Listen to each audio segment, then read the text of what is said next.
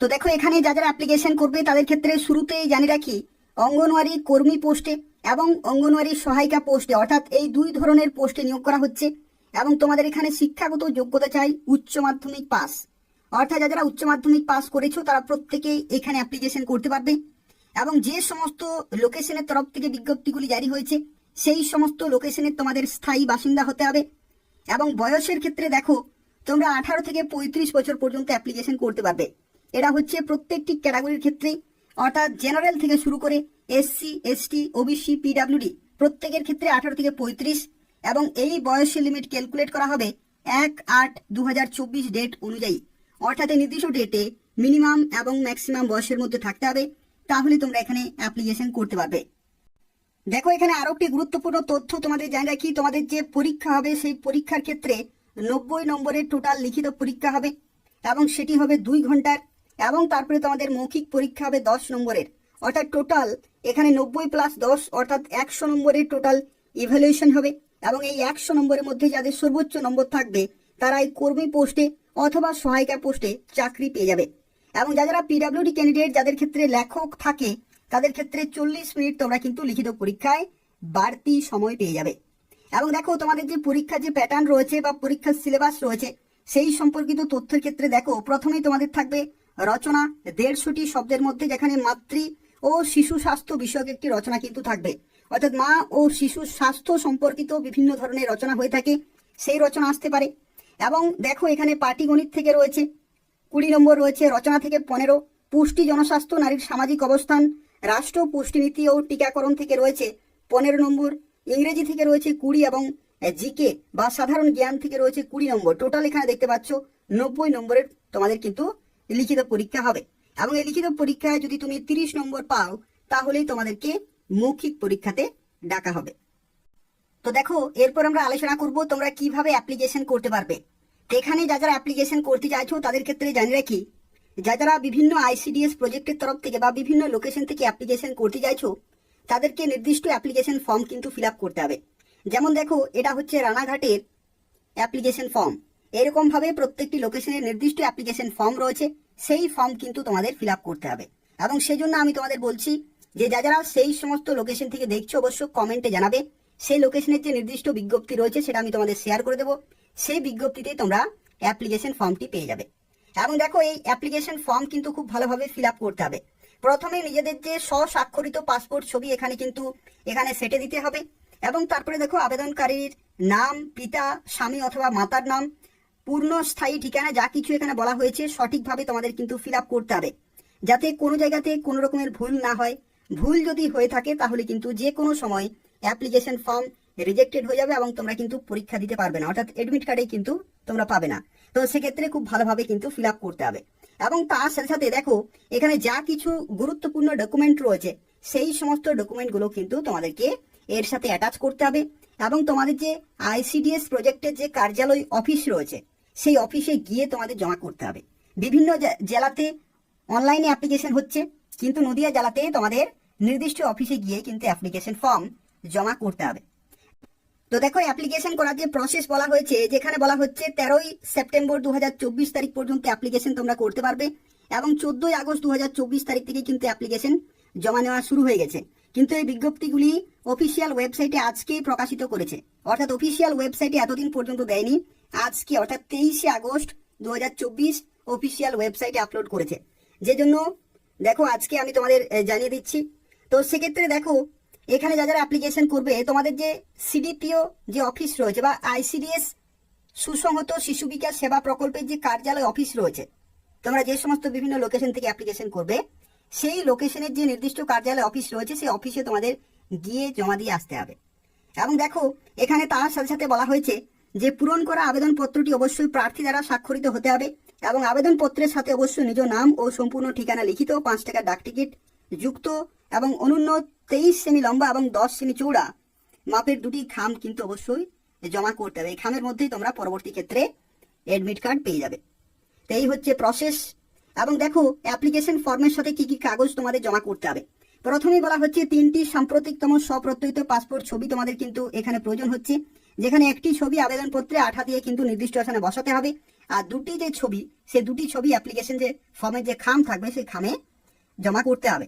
এবং দেখো এখানে বলা হচ্ছে অন্য ছবি দুটির পিছনে নিজের নাম কিন্তু অবশ্যই লিখে দিতে হবে। যেরকম ভাবে বলা হয়েছে সেই রকম ভাবেই তোমাদের কিন্তু ফিল আপ করতে হবে।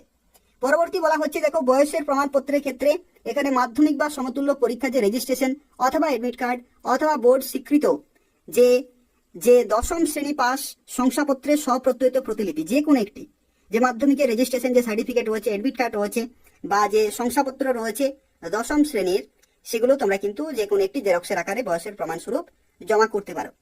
পরবর্তী বলা হচ্ছে উপযুক্ত কর্তৃপক্ষ দ্বারা প্রদত্ত স্থায়ী বাসস্থানের সচিত্র শংসাপত্রের আসল কিন্তু এখানে অবশ্যই এখানে তোমাদের জমা করতে হবে। এক্ষেত্রে উক্ত শংসাপত্রের প্রত্যয়িত নকল কিন্তু হলে হবে না, আসল তোমাদের জমা করতে হবে। ন্যূনতম শিক্ষাগত যোগ্যতা প্রমাণপত্রের স্বপ্রত্যয়িত প্রতিলিপি অর্থাৎ এডুকেশনাল কোয়ালিফিকেশনের যা কিছু ডকুমেন্ট রয়েছে। জাতিগত শংসাপত্রের ক্ষেত্রে যদি তুমি ক্যাটাগরির বিভিন্ন হয়ে থাকো, প্রতিবন্ধী যদি তুমি হয়ে থাকো, আর্থিকভাবে অনগ্রসর অর্থাৎ ইডব্লিউএস ক্যাটাগরি হয়ে থাকো, তো সেক্ষেত্রে সেই সমস্ত কাগজগুলো তোমাদের জমা করতে হবে। তো এই হচ্ছে সম্পূর্ণ তথ্য, অর্থাৎ নদিয়া জেলার বিভিন্ন লোকেশন থেকে তোমরা অ্যাপ্লিকেশন করতে পারবে। কে কোন লোকেশন থেকে অ্যাপ্লিকেশন করবে অবশ্যই কমেন্টে জানাবে। সেই লোকেশনের যে বিজ্ঞপ্তি রয়েছে সেই বিজ্ঞপ্তি আমি তোমাদের শেয়ার করে দেবো এবং তোমরা অবশ্যই নির্দিষ্ট সময়ের মধ্যে অ্যাপ্লিকেশন পুরোপুরি কমপ্লিট করে দেবে। আর যে সমস্ত জায়গাগুলিতে বিজ্ঞপ্তিগুলি এখনো পর্যন্ত প্রকাশিত হয়নি সেই সমস্ত জায়গা সিডিপি অফিসে তোমরা যোগাযোগ করবে। সেই লোকেশনে যদি বিজ্ঞপ্তি জারি হয় তাহলে তোমরা সেখান থেকে সরাসরি অ্যাপ্লিকেশন করে দেবে। অফিসিয়াল ওয়েবসাইটে যে সমস্ত বিজ্ঞপ্তিগুলি প্রকাশিত হয়েছিল সেগুলো আমি তোমাদের কিন্তু দেখালাম। এবং তাছাড়াও যদি কোনো প্রশ্ন থাকে তাহলে অবশ্যই কমেন্ট করে জানাবে, আমি তোমাদের সঙ্গে সঙ্গে রিপ্লাই দিয়ে দেবো। এবং তাছাড়া বলে রাখি পরীক্ষার জন্য তোমরা কিভাবে প্রস্তুতি নেবে। তো পরীক্ষার জন্য যদি তোমরা প্রস্তুতি নিতে চাও তো সেক্ষেত্রে এই চ্যানেলে রেগুলার আইসিডিএস এর ক্লাস হচ্ছে, সেই ক্লাসগুলো তোমরা ফলো করো। সেই ক্লাস থেকে তোমরা মোর দেন 80% কমন পাবে। তো সেক্ষেত্রে এই চ্যানেলে যে সমস্ত ক্লাসগুলি করানো হচ্ছে সেই ক্লাসগুলো তোমরা রেগুলার ফলো করো, পরীক্ষায় 80% অবশ্যই কমন পাবে। এবং তাছাড়া বলে রাখি যদি তোমরা কোনো নির্দিষ্ট বই ফলো করতে চাইছো তাহলে আমি তোমাদের রিকমেন্ড করব পূজা প্রকাশনীর আইসিডিএস চ্যালেঞ্জার বই। এই বইটি অত্যন্ত গুরুত্বপূর্ণ, অর্থাৎ পূজা প্রকাশনীর যে আইসিডিএস চ্যালেঞ্জার বই রয়েছে এই চ্যালেঞ্জার বই থেকে তোমরা বিভিন্ন পোস্টের জন্য প্রিপারেশন নিতে পারবে। আইসিডিএস কর্মী, আইসিডিএস সহায়িকা, এমনকি আইসিডিএস সুপারভাইজার, এই তিনটি পোস্টের জন্য একসাথে প্রিপারেশন নিতে পারবে এই বই থেকে। তো যদি তোমরা প্রিপারেশন শুরু করতে চাইছো তো সেক্ষেত্রে এই বইটি তোমরা যে কোনো বইয়ের দোকানে পেয়ে যাবে। এবং তাছাড়াও নিয়মিত ক্লাসগুলি পেতে হলে এই চ্যানেলটি ফলো করতে থাকো। আইসিডিএস এর রেগুলার ক্লাসগুলো তোমরা এই চ্যানেল থেকে পেয়ে যাবে। যারা ভিডিওটি দেখছো অবশ্যই লাইক করে দেবে, তার পাশাপাশি তোমাদের বন্ধুদের শেয়ার করে দেবে যাতে প্রত্যেকে অ্যাপ্লিকেশন করতে পারে নির্দিষ্ট সময়ের মধ্যে। এবং তার পাশাপাশি চ্যানেলটি অবশ্যই সাবস্ক্রাইব করে রাখো নিয়মিত চাকরির বিজ্ঞপ্তিগুলি পাওয়ার জন্য। অর্থাৎ এই চ্যানেল থেকে তোমরা আইসিডিএস, আশাকর্মী এবং বিভিন্ন জেলার বিভিন্ন চাকরি বিজ্ঞপ্তি সময় মতো পেয়ে যাবে। তো অবশ্যই চ্যানেলটি সাবস্ক্রাইব করে রাখো এবং নিয়মিত ফলো করতে থাকো। ধন্যবাদ। তো দেখো আজকে যে বিজ্ঞপ্তি সম্পর্কে এই ভিডিওতে আমরা আলোচনা করছি, যেখানে তোমাদের জানিয়ে রাখি এই সমস্ত বিজ্ঞপ্তিগুলি জারি হয়েছে নদিয়া জেলাতে। অর্থাৎ যারা নদিয়া জেলা থেকে দীর্ঘদিন ধরে অপেক্ষা করছিলে আইসিডিএস কর্মী এবং সহায়িকার পোস্টের জন্য, তাদের বিভিন্ন লোকেশনে বিজ্ঞপ্তিগুলি জারি হয়েছে। এবং দেখো এখানে অ্যাপ্লিকেশন করা লাস্ট ডেট 13ই সেপ্টেম্বর 2024।